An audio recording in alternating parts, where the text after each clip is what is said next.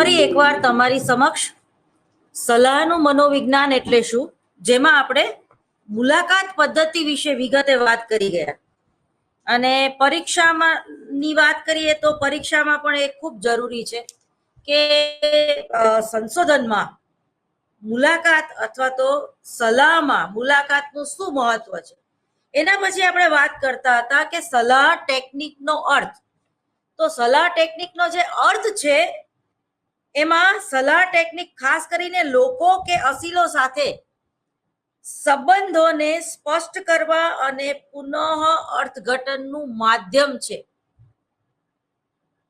જો માધ્યમ એક સાધન તરીકે આપણે સલાહ ટેકનિકનો ઉપયોગ કરીએ છીએ. શેમાં? તો કે અસીલની સમસ્યાઓ જાણવા માટે અને અસીલની સમસ્યાઓ ઉકેલવા માટે સલાહની જે જુદી જુદી ટેકનિકો છે એનો આપણે ઉપયોગ કરીએ છીએ, જેની બ્રામેર નામના સાયકોલોજિસ્ટે વ્યાખ્યા કરી છે કે સલાહ ટેકનિક ખાસ કરીને લોકો કે અસીલો સાથેના સંબંધોને સ્પષ્ટ કરવા અને પુનઃ અર્થઘટનનું માધ્યમ છે. પછી છે સલાહ ટેકનિકને સલાહકારની પસંદ કરેલી વ્યૂહરચના તરીકે વ્યાખ્યાયિત કરી શકાય છે. ત્રીજી વ્યાખ્યા આ પ્રમાણે છે કે સલાહ ટેકનિક એ સલાહકાર સલાહ બેઠકમાં જે કંઈ પણ કાર્ય કરે છે તે હિલ નામના સમાજશાસ્ત્રીય જે છે સંશોધક પણ છે એને આ પ્રમાણે આપણને સલાહ આપી કે ઘણીવાર આપણે જેમ જેમ સમસ્યા તરફ પહોંચતા જઈએ છીએ તેમ તેમ જુદી જુદી ટેકનિકનો ઉપયોગ કરીએ છીએ. પહેલેથી એમાં કોઈ નક્કી નથી હોતું કે ભાઈ આ જ ટેકનિકનો ઉપયોગ કરવો, પરંતુ જેમ જેમ મુલાકાત પદ્ધતિ દ્વારા કાઉન્સેલિંગ આગળ વધતું જાય છે તેમ તેમ ટેકનિકનો ખ્યાલ આવતો જાય છે કે કઈ ટેકનિક કઈ પ્રયુક્તિનો ઉપયોગ કરવો. ઘણીવાર જે તમે વિચાર્યું હોય એનેથી જુદી ટેકનિકનો ઉપયોગ પણ કરવો પડે એવું બને. દાખલા તરીકે કોઈ અસીલ જે છે એ પોતાના સ્ટેટમેન્ટ ચેન્જ કરતો હોય, જે પહેલી સિટિંગમાં કીધું હોય કે ભાઈ મને મારા માતા પિતાથી તકલીફ છે, મારી પત્નીથી મને કોઈ તકલીફ નથી, અથવા તો મને વ્યવસાયનું જે સ્થાન છે, હું જ્યાં નોકરી કરું છું એ સ્થાનથી મને તકલીફ છે, મારા બોસથી મને તકલીફ છે, મારા ઘરથી મને કોઈ તકલીફ નથી, અથવા તો ઘરના સંયુક્ત વાતાવરણથી મને કોઈ તકલીફ નથી, મને ટૂંકમાં કલાકો વધી જાય છે એનાથી મને તકલીફ છે. તમને અને મને ખબર છે 4 દિવસ પહેલા ગુજરાત સમાચાર અને દિવ્ય ભાસ્કર બંને પેપરમાં અમદાવાદ ખાતે આવેલી ગુજરાત યુનિવર્સિટી સંલગ્ન એલડી એન્જિનિયરિંગ કોલેજમાં એક પ્રોફેસરે આપઘાત કર્યો. સુસાઇડ નોટમાં એને લખેલું કે ભાઈ મને મારી પત્ની કે મારા બાળકો કે મારા માતા પિતા કે મારા સગાવાલા એનેથી મને કોઈ તકલીફ નહોતી, પરંતુ કામનો બોજ વધી જવાથી કામનો બોજ વધી જાય કે સતત એઝ એ પ્રોફેસર તરીકે તમારે બોલબોલ કરવું પડે કે વિદ્યાર્થીઓની વચ્ચે તમારે 12 કલાક ગાળવા પડે કે તમને જુદી જુદી પ્રિન્સિપાલ તમારી ડ્યુટી સોંપે અને ડ્યુટીથી થાકીને તમે આટલું મોટું સ્ટેપ ના ઉપાડી શકો કે આપઘાત કરી લ્યો. કારણ કે રજા લઈ લેવી તમને જેમ ઠીક ના હોય કે તમે બહુ થાકી ગયા હોય તો તમે શું કરો? રજા લઈ લો. તમને પરીક્ષા દેવાનો મૂડ ના આવે તો તમે શું કરો? ડ્રોપ લઈ લો. બહુ તો ફેલ થાવ. તો એવી રીતે જ્યારે તમને તમારો પ્રિન્સિપાલ કામ સોંપે અને તમે ના કરો તો બહુ તો શું થાય? તમને મેમો મળે. પણ એમાં કઈ મરી જવાની જરૂર નથી. ઈથી વિશેષ શું થાય? તમારો પગાર કાપી લેવામાં આવે. તમારી આગળ રજાનું ભથ્થું જે હોય, હવે રજા તમે બધી વાપરી લીધી હોય અને છતાંય તમારે સિક લીવ જોતી હોય કે મેડિકલ સર્ટિફિકેટ મૂકીને તમે ઘરે બેસીને આરામ કરી શકો છો. ઇવન પિકનિકમાં પણ જઈ શકો છો ખોટું બોલીને. એટલે છટકબારી અનેક છે, એમાં આપઘાત કરવાની જરૂર નથી. પણ ટૂંકમાં આ માનસિકતા જોવો તમે. હવે એ તો સંશોધનનો વિષય છે આખો, કે ખરેખર એને આપઘાત કેમ કર્યો. કારણ કે વ્યક્તિ તરત જ આપઘાત નથી કરતી. ઘણા ટાઈમથી ડિપ્રેશનમાં હોય, ઘણા સમયથી કોઈ સમસ્યાને લઈને એના માઇન્ડમાં ઘણી બધી વાટાઘાટો ચાલતી હોય. એ પોતે પોતાને જાતને એકાંતમાં રાખતો હોય, જલ્દીથી કોઈની યારે ટોકેટિવ ન થતો હોય, અથવા તો એવું કોઈ પ્રેમ પ્રકરણ હોય, અથવા પતિ પત્ની વચ્ચેના સંબંધો જવાબદાર હોય, અથવા કામના જે સ્થળો છે પતિ પત્નીના, એમના પત્ની હતા એ વ્યારા નોકરી કરતા હતા એવું છાપામાં આવેલું, પણ પછી વ્યારાથી બદલી કરીને અહીંયા આવવાની પ્રયત્ન પણ કરતા. તો ઘણીવાર એકલતા માણસ અનુભવતો હોય. નોકરીથી થાક્યો પાક્યો ઘરે આવે અને ઘરે એને વેલકમ કરવા વાળું કોઈ હોય નહીં. આવા સંજોગોમાં વ્યક્તિ જ્યારે એકલી પડી જાય છે અને મારું તો જીવનમાં કોઈ નથી, મને કોઈ પ્રેમ નથી કરતું, અથવા તો એક્સ્ટ્રા અફેર, લગ્ન જીવન બરોબર ચાલતું ના હોય, લગ્ન પછીના એક્સ્ટ્રા અફેર પણ જવાબદાર હોય. સાચું કારણ હજી બહાર નથી આવ્યું, પણ ખરેખર તો પ્રેમ અને પૈસો અને માંદગી, ત્રીજું હેલ્થના પ્રોબ્લેમ. કોઈ વ્યક્તિ કેન્સરથી પીડાય અને આપઘાત કરે તો એ થોડુંક માનવામાં આવે, પણ કોઈ વ્યક્તિ પોતાના કામના બોજથી કંટાળીને આપઘાત કરી લે એ જરાક વધારે પડતું લાગે આપણને. એ પણ ભણેલો ગણેલો પ્રોફેસર, અને પાછું પોતાને સુસાઇડ નોટમાં લખે છે કે તમને એવું લાગશે કે કોઈ વ્યક્તિ પોતાના કામના કલાકથી કંટાળીને થોડો આપઘાત કરે, અને કોઈ પ્રોફેસર કક્ષાની વ્યક્તિ, આટલું ભણેલી ગણેલી બુદ્ધિશાળી વ્યક્તિ કોઈ થોડી આપઘાત કરે. પણ હા, હું કરું છું. તો તમે જુઓ કે કેટલી વિચિત્રતા. અત્યારે માણસોની સહન શક્તિ ઘટતી જાય છે. મને યાદ છે, અમે નાના હતા, ગુરુકુળમાં ભણતા હતા, ત્યારે સરસ મજાનો સુવિચાર લખવામાં આવતો બોર્ડ ઉપર કે સહન શક્તિ એ વિધિ સામે મેળવેલો વિજય છે. તો આજે વડીલોમાં, યુવાનોમાં અને બાળકોમાં, ટૂંકમાં માનવ જાતમાં સહન શક્તિ ઘટતી જાય છે. તરત જ કોઈ વ્યક્તિને આપણે પ્રેમ કરી બેસીએ છીએ, તરત જ એની સાથે એનું વર્તન કે એનું વ્યક્તિત્વ સહન ન થતા બ્રેકઅપ કરી દઈએ. ઘણી વ્યક્તિઓ તો પહેલેથી આમ મગજમાં ફ્રેમ બાંધેલી હોય છે કે જે 50,000 કમાતો હોય એની જ સાથે લગ્ન કરવા, જે સરકારી નોકરીયાત હોય એની જ સાથે લગ્ન કરવા, જે માત્ર અમદાવાદમાં રહેતો હોય એની જ સાથે લગ્ન કરવા, કારણ કે હું મારા મમ્મી પપ્પાનું એકનું એક સંતાન છું. જે ઘર જમાઈ રહેવા તૈયાર હોય એની જ સાથે લગ્ન કરવા. તમે તમારી જાતમાં કેટલા બધા એક મર્યાદા બાંધી લ્યો છો. એ મર્યાદામાં રહીને તમારે જ્યારે કોઈ દીકરીનું, એટલે કોઈ પતિનું કે કોઈ પત્નીનું, કોઈ છોકરાનું કે કોઈ છોકરીનું સિલેક્શન કરવાનું હોય તો એ પાત્ર તમને કેવું મળશે? કારણ કે તમે અમદાવાદ બહાર જવા તૈયાર નથી, તમે અપડાઉન કરવા તૈયાર નથી. પતિ પત્ની જુદા રહે તો સંપર્ક ઘટી જાય, તો પ્રેમ શું ઘટી જાય છે? પણ જ્યાં સ્વાર્થના સંબંધો હોય, જ્યાં શરીરને ભોગવવાના જ માત્ર સંબંધો હોય, ત્યાં આવા સંપર્કો ન રહેતા વ્યક્તિ ડિપ્રેશનમાં સરી પડે છે. નવા નવા લગ્ન થયા હોય અને પતિની બદલી થઈ જાય, બેંકમાં હોય કે કોઈ પણ સરકારી ખાતામાં, અને પત્નીને સાથે લઈ જવા માંગતો ન હોય, કારણ કે બાળકોના પણ પ્રશ્નો હોય ઘણીવાર, ત્યારે પણ વ્યક્તિ ડિપ્રેશનમાં આવી જતી હોય છે. રોજ 2-2 કલાક અપડાઉન કરવું પડતું હોય તો પણ વ્યક્તિ ઘણીવાર ડિપ્રેશનમાં આવી જતી હોય છે.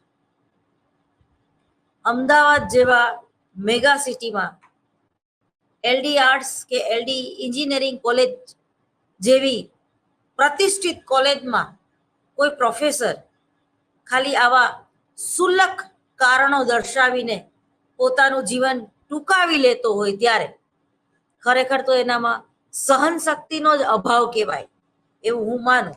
તો આવા વ્યક્તિઓનું પણ કાઉન્સેલિંગ કરીને એને આ માનસિકતામાંથી બહાર લાવી શકાય છે. તો ટૂંકમાં સલાહ ટેકનિકની જે વ્યાખ્યાઓ છે એનો અર્થ તો કે સલાહ ટેકનિક એ એક એવી ચોક્કસ સાધન પદ્ધતિ છે કે જે સલાહકાર અસરકારક સલાહને સુગમ બનાવવા કે અસીલના વિધાયક વર્તન પરિવર્તન માટે ઉપયોગમાં લેવાય છે. ટેકનિક એ વ્યક્તિ સાથેના સલાહ સંબંધનું અર્થઘટન કરવા માટેનું સાધન છે. ગેલ્સો અને પેટ્સ નામના સાયકોલોજિસ્ટે 2001માં સલાહ ટેકનિક કે કૌશલ્યની 5 કક્ષા રજૂ કરેલ છે. એ 5 કક્ષા યાદ રાખી લેજો અથવા તો લખી લ્યો. પેલું છે અશાબ્દિક વર્તન. અશાબ્દિક વર્તન,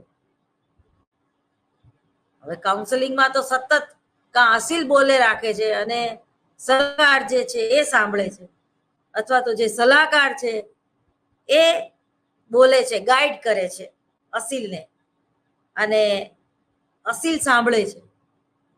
પરંતુ આમાં તો જે ટેકનિક છે એમાં અશાબ્દિક વર્તન એટલે માત્ર બોડી લેંગ્વેજ. જો તું મારું મૌન નહીં સમજે, જો તું મારું મૌન નહીં સમજે તો મારી ભાષા કઈ રીતે સમજીશ? એવું સુંદર મજાનું એક વાક્ય મને યાદ આવ્યું. એટલે ઘણીવાર જ્યારે આપણે કોઈના પ્રેમમાં હોઈએ ત્યારે આઈ લવ યુ કેવું જરૂરી નથી.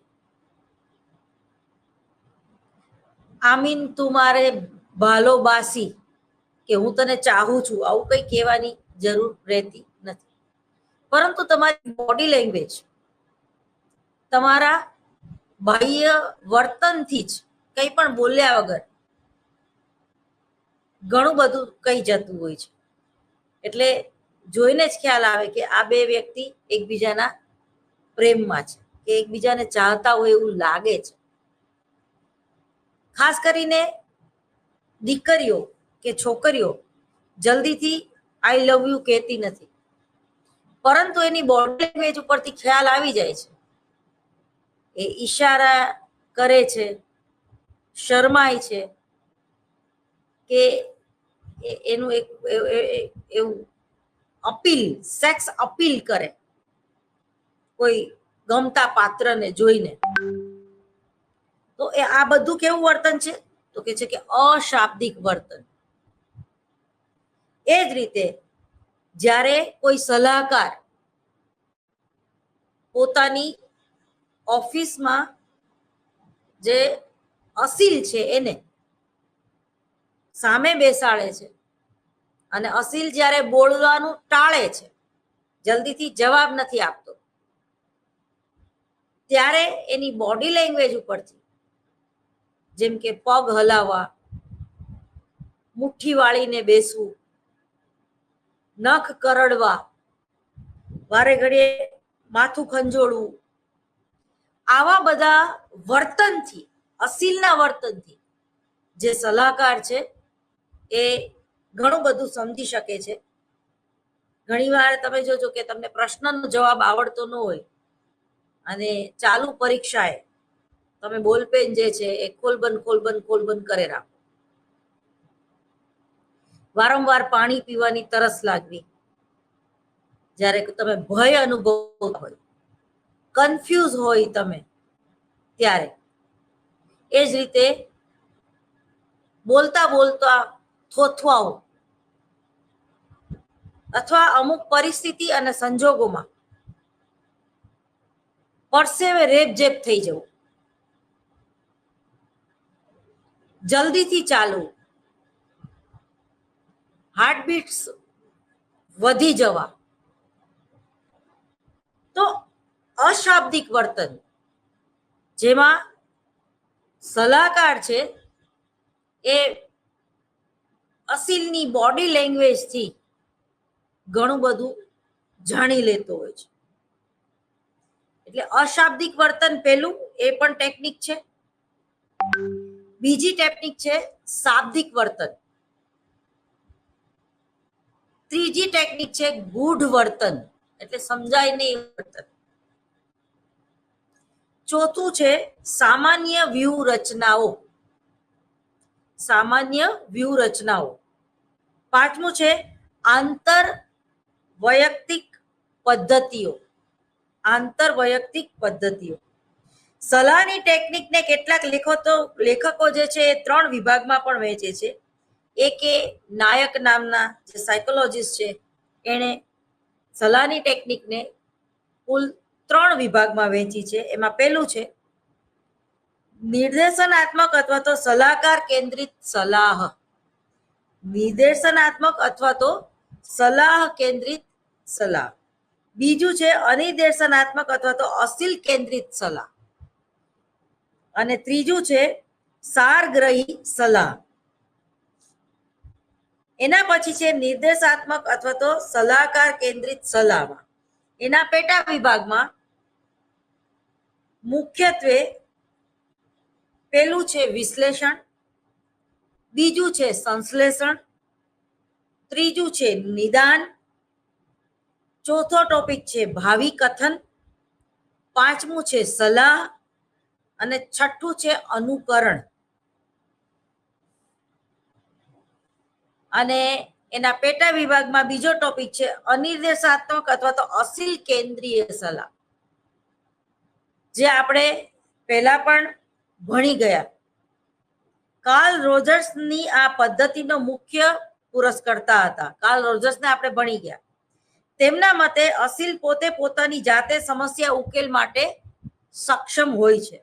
અસીલની ભૂમિકા સક્રિય છે જ્યારે સલાહકાર નિષ્ક્રિય છે. આ પદ્ધતિનો હેતુ અસીલમાં સ્વતંત્રતા અને સુગ્રથિતતા લાવવાનો છે. એવું વાતાવરણ પેદા કરવાનો છે કે જેથી સ્વસમજને સમર્થન મળે. બાય પ્રોડક્ટ તમારું વર્તન એવું હોય કે બાય પ્રોડક્ટ તમારો પગાર વધી જાય. દાખલા તરીકે તાતા બિરલા કે રિલાયન્સ ફેક્ટરીમાં કામ કરતા કર્મચારીઓ, તો એ લોકોનું પેકેજ જ એવું જોરદાર હોય કે એ લોકોને ઓવરટાઈમ કરવાની ઈચ્છા થાય. સંસ્થા માટે કંઈક વધારે પડતું ઘસાવાની ઈચ્છા એમને થાય.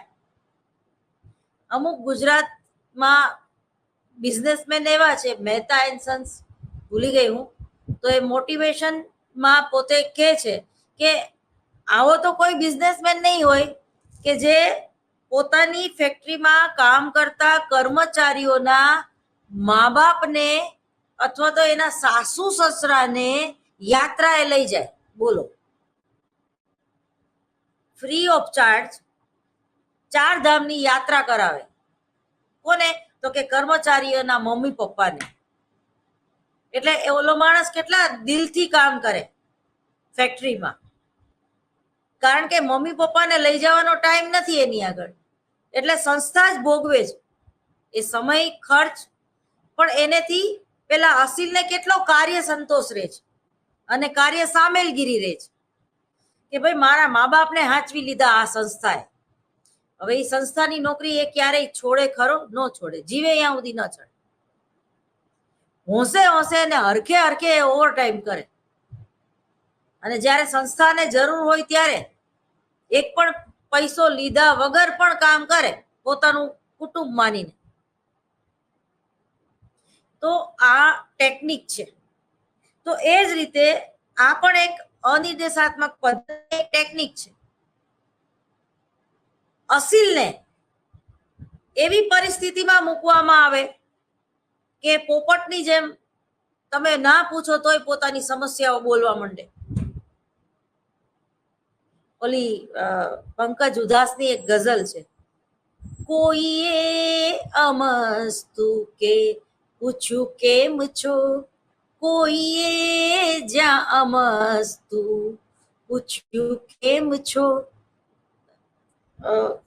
અમે અમારી વ્યથા બતાવી દીધી, થાય સરખામણી તો ઉતરતા છીએ. એટલે ઘણીવાર આપણે એટલા બધા ડિપ્રેશનમાં હોય છે, એટલા બધા અંદરથી મૂંઝાયેલા હોય છે કે હાડું કોક આપણને પૂછે ને પ્રેમથી માથે હાથ મૂકીને કે તું કેમ છું બેટા, તો આપણને જાણે ઘણું બધું મળી ગયું એમ લાગે. બસ તે મને પૂછ્યું ને મમ્મી કે હું કેમ છું, બધું આવી ગયું, બસ હવે હું મારું બધું મારી રીતે પતાવી દઈશ. અથવા તો એ કોક માથે હાથ મૂકે ને આપણને એની હૂંફ મળે અને આપણને રડવું આવી જાય. એટલે એને તો ખાલી એક ફોર્માલિટી ખાતર જ પૂછ્યું હોય કે કેમ છે, અને આપણે આપણી દિલની બધી વ્યથા બતાવી દઈએ, એવી પરિસ્થિતિમાં મૂકવામાં આવે એને. ત્રીજું છે સારગ્રહી સલાહ, એટલે જેને કહેવાય કે નિષ્કર્ષ, ટૂંકમાં જે હેતુ હોય એને ધ્યાનમાં રાખીને સારગ્રહી સલાહ. કેટલાક મનોવૈજ્ઞાનિકો જેમ કે બોર્ડનર નામના સાયકોલોજીસ્ટ કોઈ પણ એક સલાહની ટેકનિક સંપૂર્ણ રીતે આદર્શમય બની શકે ને એવું કે છે. સાચી વાત છે, હું પણ મારા અનુભવ ઉપરથી કહું છું. નિર્દેશનાત્મક અને અનિર્દેશાત્મક બંને ટેકનિકનો સંગમ હોવો જોઈએ, અને તેમાંથી સારગ્રહી ટેકનિક જન્મે છે. જેમાં આ બંને ટેકનિકનું કોમ્બિનેશન છે. એને શું કહેવાય તો કે છે કે સારગ્રહી ટેકનિક. FC થ્રોલ નામના સાયકોલોજીસ્ટે એનો ઉપયોગ કર્યો, તેની મુખ્ય હિમાયત કરી હતી. તેના મતે સૌપ્રથમ વ્યક્તિની જરૂરિયાતો અને વ્યક્તિત્વનો અભ્યાસ કરવો જોઈએ, અને ત્યાર પછી જ તેના માટે સૌથી વધારે સલાહરૂપ થઈ શકે કે જે શરૂઆતમાં નિર્દેશનાત્મક પદ્ધતિ કહીએ, અને જરૂર લાગે ત્યાં પરિસ્થિતિની માંગ પ્રમાણે સલાહકાર અનિર્દેશાત્મક પદ્ધતિ પણ આપી શકે. તેમાંથી ઉલટું પણ કહી શકાય, પરિસ્થિતિ અને વ્યક્તિની જરૂરિયાત પ્રમાણે ટેકનિકનો ઉપયોગ કરી શકે. દાખલા તરીકે તમે વ્યક્તિગત માહિતી પત્રકમાં જ એવું પણ લખ્યું હોય કે તમારો કોઈ પણ એક શોખ તમે લખો, તો કોઈ વ્યક્તિ એમ કે મને સંગીતનો શોખ છે, પછી સાયુજ્ય સ્થાપન માટે એક અસીલનો પરિચય કેળવવા માટે કોઈ સલાહકાર એમ કે પર્ટિક્યુલર તમને કયા પ્રકારનું સંગીત ગમે, તો પેલી અસીલ એમ કે મને ગઝલો બહુ ગમે. હા, તમને ગઝલ ગમે, મને પણ ગઝલો બહુ ગમે, પણ તમને કોની ગાયેલી ગઝલો વધારે ગમે, તો એ તરત એમ કે ચિત્રા અને જગજીતની. હા, બહુ સરસ. ચિત્રા અને જગજીતની ગઝલ તો મેં પણ થોડી ઘણી સાંભળેલી છે. એમાંથી તમારી ફેવરિટ ગઝલ કઈ? ઘણી બધી છે, પણ તમે જો ઘણીવાર તમે જે પ્રકારની મુસીબતમાં હોય ને એ પ્રકારના ગીતો કે એ પ્રકારની ગઝલો તમને યાદ આવે છે. કોઈ વ્યક્તિએ મજબૂરીમાં લગ્ન કર્યા હોય, અથવા તો કોઈ વ્યક્તિ એ મજબૂરીમાં છૂટાછેડા લીધા હોય, કે કોઈ પણ ટૂંકમાં એનું જે વર્તન છે, એનો જે નિર્ણય છે એ પ્રેશરથી જ્યારે લેવામાં આવ્યો હોય, તો એ ગઝલ પણ એ પ્રકારની પસંદ કરશે કે એ ન કહેવા છતાં એ ઘણું બધું એ ગઝલમાં, એ ગઝલ થ્રુ આપણને જે કાઉન્સલર છે એને કહેવા માંગતું હોય, કારણ કે એનો અહમ ગવાતો હોય છે. એને પોતાનું કાઉન્સેલિંગ કરાવવું ગમતું નથી, પોતાની સમસ્યા એ વ્યવસ્થિત રીતે કહી નથી શકતો, એની આગળ કોઈ એવા કોઈ શબ્દો નથી, અને એ તમારા પરિચયમાં હજી બહુ ન હોય, એટલું બધું સાયુજ્ય સ્થાપન થયું ના હોય ટૂંકમાં, તો તમે આવી કોઈ મેથડ દ્વારા પણ ફોર્માલિટી અનિર્દેશાત્મક મુલાકાત લઈને તમે એ મૂળ સુધી પહોંચી શકો છો. તમે એમ કહો કે તમારી ગમતી ગઝલ તમે ગાઓ અને એ પર્ટિક્યુલરલી ચિત્રાની ગાય, તો એનેથી એ વ્યક્તિના ભાવની ખબર પડે છે.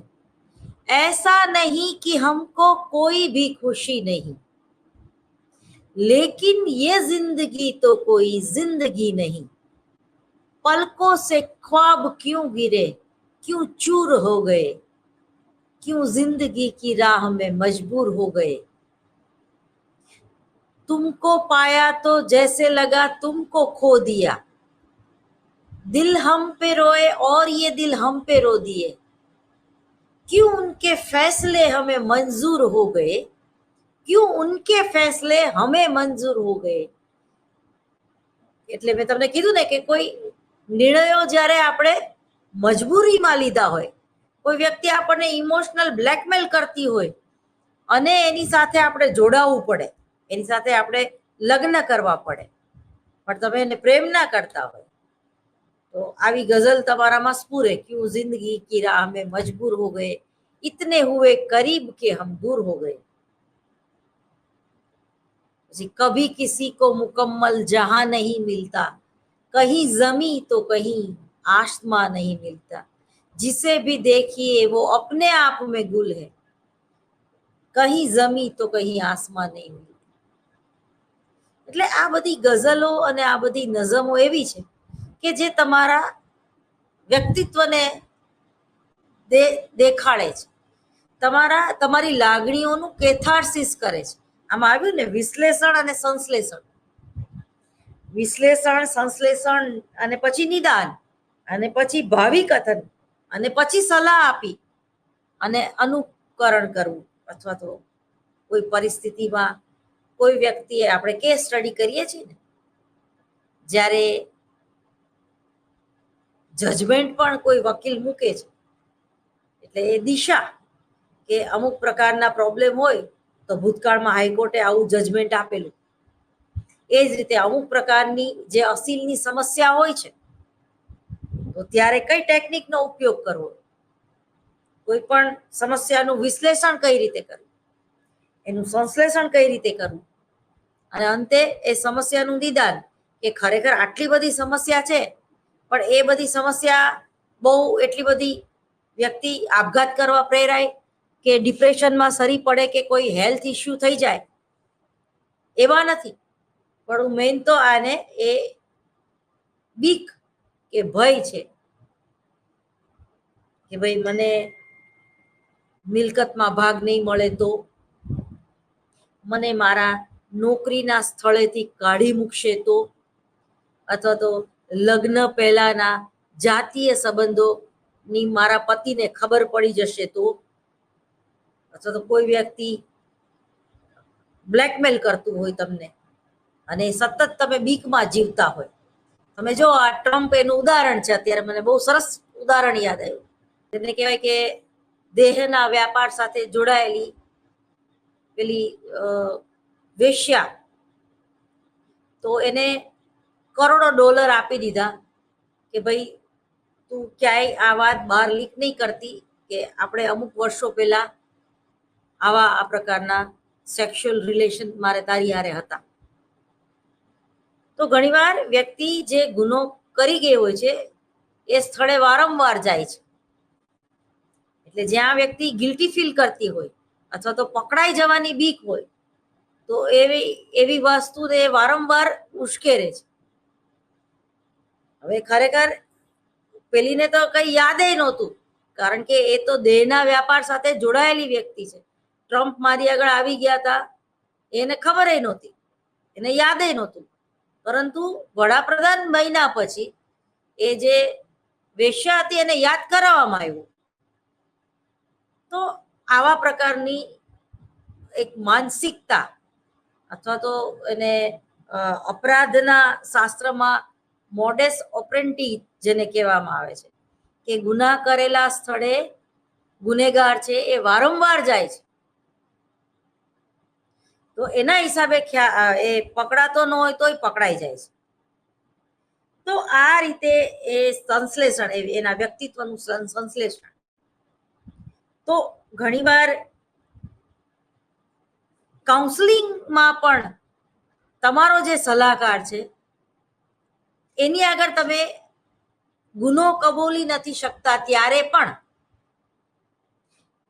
તમારી બોડી લેંગ્વેજથી કે તમારા જે હાથ ધ્રુજે છે કે તમે જે પગ વારંવાર હલાવો છો એના ઉપરથી જે સલાહકાર છે એને ખ્યાલ આવી જાય છે કે તમે ગિલ્ટી છો, અથવા તો તમે કંઈક એવી તમારી આગળ માહિતી છે કે જે તમે છુપાવી રહ્યા છો. વચમાં એક મૂવી મેં જોયું જેનું નામ છે 706. એક 706 હોટલનો નંબર, એક હોટલના રૂમનો નંબર હોય છે, અને 706માં જે પેશન્ટ હોય છે, એટલે જે અસીલ હોય છે, એણે આપઘાત કર્યો હોય છે ઉપરથી નીચે પડીને. અને એમાં જે સલાહકારની ભૂમિકા છે, એટલે એ પિક્ચર જે લોકો સલાહનું મનોવિજ્ઞાન ભણે છે એ લોકો માટે એકવાર જોવા જેવું છે, સલાહકાર માટે પણ જોવા જેવું છે, અને જે લોકો સલાહ લઈ રહ્યા છે એ લોકોને પણ જોવા જેવું છે, અને વિદ્યાર્થીઓને પણ જે લોકો સલાહનું મનોવિજ્ઞાન પેપર ભણી રહ્યા છે એ લોકોને પણ એ પિક્ચર જોવા જેવું છે કે વ્યક્તિના મનમાં જે ઘણું બધું પડી રહેલું હોય છે, તો એ પડી બાબત કેવી રીતે બહાર આવે છે એ એમાં બહુ સરસ રીતે સમજાયું છે આખા પિક્ચરમાં. એ પછી છે ભાવિ કથન. જો મનોવિજ્ઞાન અને જ્યોતિષ વિજ્ઞાન એ લોકોના ધ્યેય શું છે? તો એ લોકોનું અંતિમ ધ્યેય છે ભવિષ્ય કથન કરવું. તમે કોઈ જ્યોતિષ આગળ જાશો તો તમે એવું પૂછશો કે નાનપણમાં હું કેવી હતી, મને કયો ને જરા. ના, ભવિષ્યમાં મને કેવો વર મળશે, મને કેવી નોકરી મળશે, મને કેવી છોકરી મળશે, એમાં જ લોકોને રસ હોય છે. એટલે ભવિષ્યલક્ષી જ્ઞાનમાં, ભવિષ્યમાં રસ હોય છે, એમાં કઈ ખોટું એ નથી. મનોવિજ્ઞાનને પણ આપણે સંશોધન શા માટે કરીએ છીએ, મનોવિજ્ઞાનમાં આપણે પીએચડી શા માટે થઈએ છીએ? કારણ કે ભવિષ્યમાં માનવ વર્તન કેવું હોવું જોઈએ, માનવ વર્તન કેવું હોય છે, અને ભૂતકાળમાં જે અનુભવોથી વ્યક્તિત્વનું ઘડતર થાય છે, માટે ભૂતકાળને પણ એ સ્પર્શે છે. તો વર્તન નિયંત્રણ અને વર્તન ભવિષ્ય કથન એ મનોવિજ્ઞાનના ધ્યેય છે. તો એ જે ધ્યેય છે વ્યક્તિત્વનું એનાલિસિસ કરવાનું, અસીલના વ્યક્તિત્વનું એનાલિસિસ કરવાનું, જેથી કરીને તમારા અને મારા માટે જે સમસ્યા નથી, પણ એના વ્યક્તિત્વના એનાલિસિસમાં એવું આવ્યું કે એના માટે એ સમસ્યા છે. દાખલા તરીકે સમાયોજનની સમસ્યાઓ, સંયુક્ત કુટુંબની સમસ્યાઓ. કોઈ પણ વ્યક્તિ જે છે એ પોતાના માતા પિતાની ઘરે એકની એક વ્યક્તિ તરીકે, બાળક તરીકે એનો ઉછેર થયો હોય ત્યારે એ પરણીને સાસરે જાય તો એ સંયુક્ત કુટુંબમાં જલ્દીથી એડજસ્ટ થઈ શકતી નથી, કારણ કે એને એકલતામાં જ મજા આવે છે, એને એકાંતમાં જ મજા આવે છે, એને બહુ ડિસ્ટર્બન્સ સહન નથી થતું. દેરિયા જેઠિયા કે એના સંતાનો કે વધારે પડતા કોઈ મહેમાનો આવે જાય તો એ સંયુક્ત કુટુંબમાં એ જલ્દીથી એડજસ્ટ નથી થઈ શકતી, સમાયોજનની સમસ્યાઓ. એ જ રીતે જે કુટુંબમાં વધારે પડતી હૂંફ અને દરકાર કરવામાં આવે છે એવું બાળક જિંદગીની સ્પર્ધામાં પાછળ રહી જતું હોય છે. એને પછી એવા બાળકને તમે હોસ્ટેલમાં મૂકી દો તો એનું કાઉન્સેલિંગ કરાવવું પડે છે. એ જ રીતે ઓવર પ્રોટેક્ટિવ ચાઇલ્ડ અને ઓવર રિજેક્ટિવ ચાઇલ્ડ, એનાથી ઊંધું, બંને સમસ્યારૂપ વર્તન સર્જે છે. બંને સમાયોજિત થઈ શકતું નથી. એ જ રીતે કોઈનામાં, કોઈ બાળકમાં આઈક્યુ લેવલ બહુ સરસ હોય, બધા પ્રકારની અભિયોગ્યતા અને અભિરુચિ બંને હોય, પણ એનું જે વ્યક્તિત્વ છે આંતરમુખી વ્યક્તિત્વ હોય, ઇન્ટ્રોવર્ટ વ્યક્તિત્વ હોય, જલ્દી કોઈનામાં ભળી ન શકતું હોય, તો એ સ્ટેજ ઉપર પરફોર્મ જલ્દીથી નહીં આપી શકે. એ પ્રેક્ષકની સાથે ઓતપ્રોત થઈને પરફોર્મન્સ નહીં કરી શકે. એ પોતાના પરફોર્મન્સમાં બધાને જોડી નહીં શકે. મનોનાટ્ય પદ્ધતિ તેમાં એ જોડાણનું કામ કરે છે. એ પિક્ચરમાં કામ કરી શકે આંતરમુખી વ્યક્તિત્વ ધરાવતી વ્યક્તિ, કારણ કે એની સામે માત્ર કેમેરો જ હોય છે. પણ જ્યારે તમે નાટકમાં કામ કરો છો ત્યારે લાઈવ પરફોર્મન્સ તમારે આપવાનું હોય છે. તમારી સામે અનેક પ્રેક્ષકો હોય છે. કોઈ પ્રેક્ષક એવા જોશથી રાડ પાડીને બોલે કે ફરીવાર આ ડાયલોગ બોલો, બરોબર, વન્સ મોર થાય, તો એને એ એક્ટિંગ તમારે ફરીવાર વન્સ મોર કરવી પડે છે. એને એ ડાયલોગ તમારે બોલવો પડે છે. દાખલા તરીકે,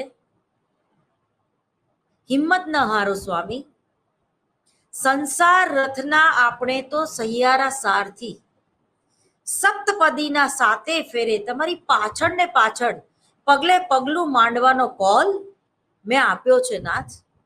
તમે એકલા નથી ને સમય તો ક્યાં એક સરખોઈ રહ્યો છે કોઈનો. નિરાલી જાત હૈ મેરી, નિરાલા કામ હૈ મેરા, નચાતી હું જમાને કો, તવાયફ નામ હૈ મેરા. આ ડાયલોગ તમે બોલ્યા સ્ટેજ ઉપર અને વન્સ મોર કોઈ એમ કે એટલે એને એ ડાયલોગ તમારે ફરીવાર બોલવો પડે. એમાં ગોખેલું ના ચાલે અને વધારે ભાવપૂર્વક તમારે બોલવું પડે. અંદાજ इबादत का अपना तो निराला है, अंदाज इबादत का अपना तो निराला है, एक हाथ में माला है, दूजे हाथ में प्याला है. તો એની એક અસર પડે છે. કોઈ કવિ કે કોઈ લેખક જ્યારે પોતાની કવિતા ગાતો હોય છે ત્યારે એકને એક લાઈન 2 વાર ગાય છે કે કોઈનેથી કઈ છૂટી ગયું હોય અથવા તો એ સાંભળવાની એક મજા હોય છે. તો એ જ રીતે જ્યારે તમે કોઈ અસીલના વ્યક્તિત્વ વિશે વાત કરો છો તો એમાં અનિર્દેશાત્મક મુલાકાત જે છે એ કેન્દ્રમાં હોય છે. મનોનાટ્ય પદ્ધતિ જે છે એ કેન્દ્રમાં હોય છે. હવે સલાહની વિવિધ ટેકનિકો, સલાહની કેટલીક શાબ્દિક અને અશાબ્દિક ટેકનિકો છે. આવી ટેકનિકો વ્યક્તિગત કે જૂથ સલાહમાં ઉપયોગી બની શકે તેમ છે, જે નીચે પ્રમાણે છે. હવે એમાં પેલું છે આંતરિક ટેકનિક, બીજું છે અશાબ્દિક ટેકનિક, ત્રીજું છે ધ્યાનયુક્ત વર્તન કે ટેકનિક, ચોથું છે મૌન ટેકનિક, પાંચમું છે સ્વીકૃતિ ટેકનિક, છઠ્ઠું છે શ્રવણ ટેકનિક, સાતમું છે પ્રતિબિંબ ટેકનિક, આઠમું છે સ્પષ્ટીકરણ ટેકનિક, નવમું છે અર્થઘટન ટેકનિક, 10મું છે દોરવણી ટેકનિક, 11મું છે પ્રશ્નો પૂછવાની ટેકનિક, 12મું છે ખાતરી આપવાની ટેકનિક, 13મું છે સલાહની અન્ય ટેકનિકો. ફરીવાર વાંચી જાઉં છું. દાખલા તરીકે તમને પૂછાય સલાહની ટેકનિક એટલે શું, વ્યાખ્યા આપી સવિસ્તાર ચર્ચા કરો. તો તમારે આ 13 ટેકનિક યાદ રાખીને લખવી પડે. એમાં પહેલી ટેકનિક છે આંતરિક ટેકનિક, બીજી ટેકનિક છે અશાબ્દિક ટેકનિક, ત્રીજી ટેકનિક છે ધ્યાન મુક્ત ટેકનિક, ધ્યાનયુક્ત વર્તન ટેકનિક. ચોથું છે મૌન ટેકનિક. પાંચમું છે સ્વીકૃતિ ટેકનિક. છઠ્ઠું છે શ્રવણ ટેકનિક. સાતમું છે પ્રતિબિંબ ટેકનિક. આઠમું છે સ્પષ્ટીકરણ ટેકનિક. નવમું છે અર્થઘટન ટેકનિક. દસમું છે દોરવણી ટેકનિક. 11મું છે પ્રશ્નો પૂછવાની ટેકનિક. 12મું છે ખાતરી આપવાની ટેકનિક. 13મું છે સલાહની ટેકનિક. બરોબર. હવે પ્રારંભિક ટેકનિક તો કે છે કે સલાહના પ્રારંભમાં સલાહકાર અસીલનો વિશ્વાસ જીતી લેવાનું કામ કરે છે, જેને આપણે કઈ રેપો નું સ્થાપન કરવું, સાયુજ્ય સ્થાપન કરવું. હવે એનો અર્થ આ પ્રમાણે છે, સલાહના આરંભમાં ઉપયોગી બનતી ટેકનિકને આપણે આરંભિક ટેકનિક તરીકે ઓળખાવીએ છીએ. સલાહકાર અસીલને આવકારીને તથા હૂંફ અને હમદર્દી દ્વારા અસરકારક સંબંધ સ્થાપી શકે છે.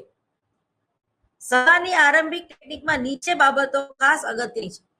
જો તમારે ઘણીવાર તમારી પોતાની સમસ્યા ન હોય ને, તમારે એવું ખોટું બોલવું પડે છે. કોને ખોટું બોલવું પડે છે? તો કે જે કાઉન્સલર છે એને, સલાહકાર છે. આ તો બહુ તાપ લાગે છે, આ તો બહુ તડકો લાગે છે, આ તો બહુ માથું દુખે છે, અને આ માથું દુખવાને કારણે ચાલુ કામ થતું નથી, પાણીની તરસ વારંવાર લાગે છે, અને પાણી પીએ તો ઉલટી જેવું થાય છે. આવું કઈ જ ના થતું હોય છતાંય બોલવું પડે છે. શા માટે? અસીલની બોડી લેંગ્વેજ જોઈને. એ વારંવાર ખાંસતો હોય, વારંવાર પોતાના માથાને હાથ અડાડીને આ રીતના દબાવતો હોય, કે વારંવાર ઉબકા એને આવતા હોય, તો ભાઈ તને જે કઈ થાય છે બધું મને થાય છે, પણ તું એમાં ચિંતા કરમાં. આજે 42 ડિગ્રી આપણે બે એસી વગર બેઠા છીએ. તો જ્યારે કોઈ વ્યક્તિને એવી ખબર પડે છે કે મારે જે સમસ્યા છે એ બીજાને છે, મારે એકલાની આ સમસ્યા નથી, તો ત્યારે ઘણીવાર જે અસીલ છે એ રિલેક્સ થઈ જાય છે. કેમ રિલેક્સ થઈ જાય છે? તો કે ભાઈ ગરમી થવી, ઉલટી જેવું થવું, ઉબકા આવવા, એ કઈ હું ડિપ્રેશનમાં છું એટલે આવે છે એવું નથી, પણ આ 42 ડિગ્રી અત્યારે અમદાવાદમાં ગરમી પડે છે એના હિસાબે છે. એટલે તરત જ રિલેક્સ થઈ જશે. અચાનક એને માથું દુખવાનું પણ મટી જશે. આ મેં તમને પ્રેક્ટિકલ કરીને લાઈવ ઉદાહરણ આપ્યું. તો એ રીતે પણ તમે ટૂંકમાં સાયુજ્ય સ્થાપન સ્થાપી શકો. એના ટૂંકમાં આવકાર, કોઈ પણ અસીલ નો આવકાર એ ભાવ બિચારા ભૂખ્યા હોય છે, પ્રેમ ભૂખ્યા હોય છે. સલાહકારે અસીલને આવકાર આપવો જોઈએ. આવકાર કોને નથી ગમતો? જો શક્ય હોય તો તેને નામથી બોલાવવો જોઈએ. તમે જો કે ઘણીવાર કોઈ ડિબેટ કરતું હોય ને, તો એ તરત જ ડોક્ટર નેહા રાવલ તમે જે કીધું ને એમાં હું મારો સૂર પુરાવું છું, અથવા તો ડોક્ટર કુમાર. તો આવી રીતે જ્યારે તમે કોઈ એન્કર નું નામ લ્યો છો કે કોઈ એક્સપર્ટ નું નામ લો છો, તો એ એક્સપર્ટ છે એ વધારે સારી રીતે એ વાતમાં પોઈન્ટમાં ઇન્વોલ્વ થાય છે. તો એનું નામ લઈને તમે બોલાવો તો એને સારું લાગે છે કે ભાઈ હું સામાન્ય અસીલ છું, બીમારીથી પીડાઉં છું, માનસિક સ્વાસ્થ્ય મેં ગુમાવ્યું છે, છતાં પણ મારો સલાહકાર છે, એને મારું નામ યાદ છે. જો શક્ય હોય તો તેને એના નામથી બોલાવો. જેમ કે કેમ છો રમણભાઈ, કેમ છો યોગેશભાઈ, કેમ છો ઘનશ્યામભાઈ. સલાહકાર પોતાને નામથી ઓળખે છે, તે બાબત અસીલ માટે ઘણી અગત્યની બની જાય છે. ત્યાર પછી તેને સલાહખંડમાં દોરી જઈ તેની જગ્યા લેવા માટે જણાવવું જોઈએ. એટલે એને જેમ પેલું કોણ બનેગા કરોડપતિમાં અમિતાભ બચ્ચન પોતે 80 વર્ષના છે છતાં ઊભા થઈને આમ ખુરશી આગળ જઈને એને બેસાડે છે, કેટલું રિસ્પેક્ટ આપે છે. તો એ રિસ્પેક્ટની પણ અસર હોય છે. દેવીઓ સજ્જનો એવું બોલે છે તો આપણને સાંભળવું બહુ ગમે છે. અસીલને આવકારતી વખતે કેટલીક સંસ્કૃતિગત બાબતો ધ્યાનમાં રાખવી જોઈએ. જેમ મેં તમને અત્યારે કીધું, મારા મોટા ભાઈ, મારી મોટી બેન, આવો, અથવા તો તમે મારા નાના દીકરા જેવા છો, છોડો ને વાત, મને કઈ ખરાબ નથી લાગ્યું. જે ગઈ સિટિંગમાં થયું હતું ભૂલી જવાનું. આજથી નવી ગોળી નવો દા, આવું પણ કરી શકો. જેમ કે કોઈ છોકરી સલાહ લેવા માટે આવી હોય અને સલાહકાર તરીકે પુરુષ હોય તો તેની સાથે હસ્તધૂનન કરવું છોકરીને ન પણ ગમે. જે તે અસીલ કેવો છે એના ઉપર આધાર રાખે. દૂધનો દાજેલો છાશ પણ ફૂકી ફૂકીને પીવે. પેલી છોકરીનું બ્રેકઅપ થઈ ગયું હોય અને એને દરેક પુરુષો એ ગંદા હોય છે અથવા તો દરેક પુરુષો ચરિત્રહીન હોય છે, જ્યારે એવું માની બેઠી હોય છે ત્યારે, અને દુર્ભાગ્યવશ પુરુષ તરીકે કોઈ સલાહકાર હોય તો એની સમસ્યા સમજીને એને જે સલાહકાર છે એને નમસ્તે કરવું જોઈએ. અને કોરોનાએ આપણને બધાને નમસ્તે કરતા શીખવાડી દીધું છે. નમસ્તેમાં એક એવો ભાવ છે કે જ્યારે આપણે એકબીજાને રિસ્પેક્ટ કરીએ છીએ. તમે પ્લેનમાં બેસો અને જે પેલી રિસેપ્શનિસ્ટ હોય છે એની આરે હાથ મિલાવા લોકો પાગલ થતા હોય છે. પણ તમે જ્યારે એર ઇન્ડિયામાં જાઓ છો, એર ઇન્ડિયામાં તમને તમારું સ્વાગત આવી રીતે બે હાથ જોડીને નમસ્તે કહીને જ એ લોકો કરતા હોય છે. તો કહેવાનો મતલબ એમ છે કે આ એક ટેકનિક છે. અસીલને ટૂંકમાં એ જે તે કલ્ચર અથવા તો જે તે સંસ્કૃતિમાં રિવાજ હોય છે એ પ્રમાણે એને વર્તન કરવું જોઈએ. એના પછીનો જે ટોપિક છે એ બેઠક વ્યવસ્થા. બેઠક વ્યવસ્થા પણ સલાહકારની પ્રક્રિયાને અસર પહોંચાડે છે. જે ઓરડામાં સલાહ આપવાની હોય તે સુંદર, આકર્ષક અને પ્રાકૃતિક દ્રશ્યો વાળા ફોટાઓ હોય તો તેમાં અસીલને વધારે રિલેક્સ થઈ શકે છે. બેઠક વ્યવસ્થાનો રંગ પણ ખૂબ જ ભડક ન હોવો જોઈએ. પિયોટ્રોફેન અને અન્ય મત સલાહખંડમાં શક્ય તેટલા ઓછા ચિત્ત વિક્ષેપ વાળા દ્રશ્યો હોવા જોઈએ. સલાહ દરમિયાન મોબાઈલ પણ બંધ રાખવો જોઈએ જેથી વાતચીતનો દોર તૂટી ન જાય.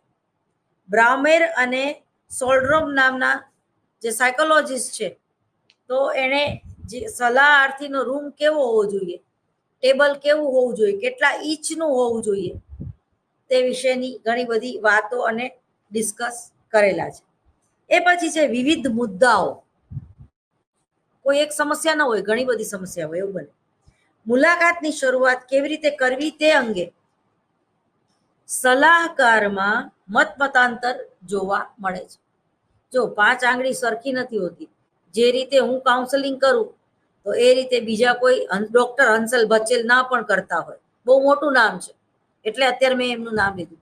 એમનું એક પુસ્તક બહુ સરસ વાંચવા જેવું છે, મને બહુ ગમે છે, કે હું તો તને પ્રેમ કરું છું. કે હું તો તને પ્રેમ કરું છું, વાંચજો. તો અહીંયા હવે ફરીવાર આપણે આગળ વધીએ આપણા ટોપિકમાં કે સલાહકારમાં મતાંતરો હોય છે. કેટલાક તો મુલાકાતની શરૂઆતમાં પ્રશ્ન પૂછે છે કે તમને કોણે બોલાવ્યા અથવા તો તમને મારું એડ્રેસ કેવી રીતે મળ્યું. પ્રારંભિક મુલાકાતમાં મૃદુતા તો અસીલે હોવી જ જોઈએ. સંતોષકારક જવાબો ન આપે તો પણ કેટલીક વાર વર્તમાન ઘટનાઓ વિશે વાતચીત કરી શરૂઆત કરી શકાય. દાખલા તરીકે ન્યૂઝ લઈ લો, કોઈ પણ ન્યૂઝ લઈ લો, જેથી કરીને સામેની વ્યક્તિને ન્યૂઝમાં ઇન્ટરેસ્ટ પડે છે કે નહીં રોજબરોજની ઘટનાઓમાં એને રસ પડે છે કે નહીં એ પણ તમને ખ્યાલ આવી જાય. દાખલા તરીકે આજના દિવ્ય ભાસ્કરમાં અને આજના ગુજરાત સમાચારમાં જે લોકોએ આ પેલા અતીફનું અને એના ભાઈનું મર્ડર કર્યું, એ લોકોને હોસ્પિટલ લઈ જતા, તો એ 3 જણાના આજે ફોટા સહિત એમાં દેખાડવામાં આવ્યું છે કે એ લોકો કઈ રીતે એ ખૂન કર્યું અને શા માટે કર્યું. તો એમાં એવી વાત બહાર આવી કે જે 3 ખૂનીઓ છે એ ઓલરેડી જેલમાં જઈને આવેલા અને એ લોકો ટૂંકમાં અપરાધ સાથે જોડાયેલા છે. બરોબર, અપરાધ સાથે એ લોકો જોડાયેલા હતા અને એમાં એક તો ખૂની હતો જ, એ ઓલરેડી એક ખૂન કરી ચૂક્યો છે અને એ હાજરી ભરાવા રોજ પોલીસ સ્ટેશન જતો જ. એ લોકોએ મીડિયા કર્મી નો ખોટો એક જેને કહેવાય કે ઓળખપત્ર બનાવીને આ ખૂનને અંજામ આપ્યો અને જે પિસ્તોલથી ખૂન કરીને નાખવામાં આવ્યું એ પાકિસ્તાની પિસ્તોલ હતી.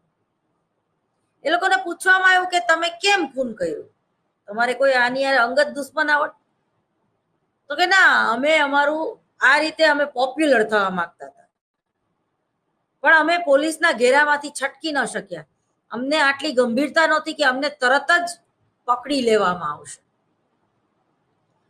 તો આ બધી વાત ઉપરથી કેટલી વિચિત્રતા લાગે કે કોઈ વ્યક્તિ આટલી હિંમત કરી શકે કે, પણ એણે પોતે કબૂલ્યું 3 જણાએ કે અમે ઘણા સમયથી રાહ જોઈને બેઠા હતા કે ક્યારે પોતાનું મેડિકલ ચેકઅપ કરાવવા જાય અથવા તો જેલમાંથી જેવો એને ઉત્તર પ્રદેશ લાવવામાં આવે અને અમે ટાપીને ટૂંકમાં બેઠા હતા કે ક્યારે અમે એને પતાવી દઈએ. તમે જો 26 ગોળીઓથી એ 2 આમ તો એ લોકો આતંકવાદી જ હતા, એ લોકો ગુંડા જ હતા, એ લોકોને ઠાર કરી દેવામાં આવ્યા. તો પોલિટિકલ લેવલે ઘણી બધી અર્થ વગરની વાતો થાય છે કે આની પાછળ જે તે પોલિટિકલ સત્તાનું જ પેલું હોય. એ જ રીતે કેજરીવાલનું અત્યારે રોજ કેટલું પેપરમાં આવે છે, 9 કલાક એમની પૂછપરછ કરવામાં આવી. ભ્રષ્ટાચાર જે દારૂ વેચવાના પેલામાં થયેલો છે એ બાબત. તો આવી અનેક બાબતો જે છે જેથી તમે અસીલના વિચારો જાણી શકો. તમે જો અત્યારે 2 પ્રકારના વર્ગો છે, જેસી કરની વેસી ભરની. આ લોકો જે 2 જણાને મારી નાખવામાં આવ્યા એ 2 કઈ બહુ સારી વ્યક્તિ નહોતી. અનેક લોકોનું એ લોકોએ ખૂન કર્યું છે, અનેક જમીન કૌભાંડોમાં એ લોકો સલવાયેલા છે અને અનેક ગુનાઓની પ્રવૃત્તિઓ એ લોકો કરે છે. એ લોકોની ઉપર 102 કેસ દાખલ કરેલા છે ઓલરેડી. એટલે આવા લોકો મરી જાય તોય વાંધો નહીં, પણ અમુક વર્ગ એવો છે કે ભાઈ એ લોકોએ ભલે ને ગમે એટલા કહ્યું તો તમારામાં ને એનામાં ફેરશું જો તમે એને મારી નાખો. साम दाम दंड અને ભેદ, पहले बात फिर मुलाकात और न माने तो लात. પણ નાના પાટેકરનું ઊંધું હતું તિરંગા પિક્ચરમાં. પહેલે લાત, ફિર બાત, ફિર મુલાકાત. તો ટૂંકમાં દરેકની માનસિકતા અલગ અલગ હોય છે. હવે આ વસ્તુને આપણું બંધારણ કઈ રીતે લે છે એ જોવાનું. એ 3ને તો 100% આજીવન કેદ થશે અથવા તો ફાંસી આપવામાં આવશે. ટૂંકમાં ગુનાહિત પ્રવૃત્તિઓ કરતું આખી ગેંગ, આ 2ને મારી નાખી તો આખી ગેંગ જે છે એમાં ટૂંકમાં અમે બહુ મોટા અને બહુ મહાન થઈ છીએ એવું એ 3 જણાને લાગતું અથવા તો લાગે છે.